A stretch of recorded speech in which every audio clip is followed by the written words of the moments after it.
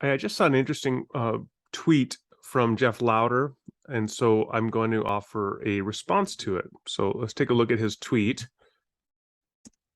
He says, I don't claim this is a decisive argument, but I've always thought there is something to the idea that if God lacks the ability or even desire to do wrong, then God is not morally praiseworthy. So Jeff is here setting up a dilemma for the theist that you need to choose between God having moral perfection or being morally praiseworthy. And here's my response.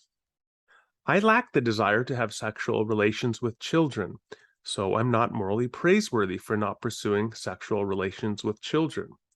But a disciplined, chaste adult who is attracted to children would be.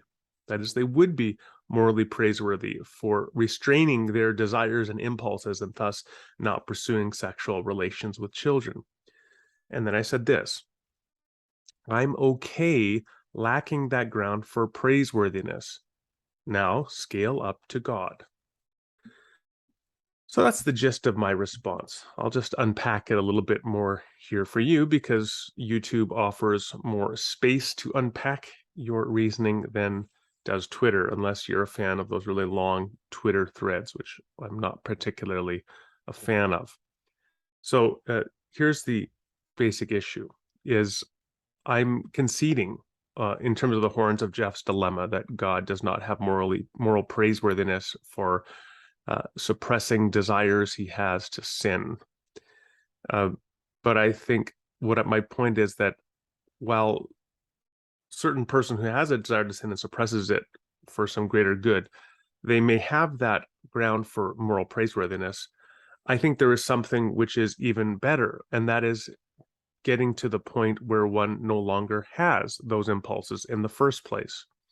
So what I would want to say is, yes, God does not have praiseworthiness, is not owed praiseworthiness because he suppresses sinful desires. But God is praiseworthy for another and even more important reason, which is that God, in fact, intrinsically could not have those impulses. That's why you praise God. That's why he's morally praiseworthy, not because he suppresses sinful desires or impulses, but because in his very nature, he could never have them. God is morally perfect. That's the kind of being he is, and that's why he is maximally morally praiseworthy. That said, yes, for those of us who do have sinful impulses, then we are praiseworthy in a finite, limited sense as imperfect moral creatures, if and insofar as we suppress those impulses and instead choose to act in accord with the good.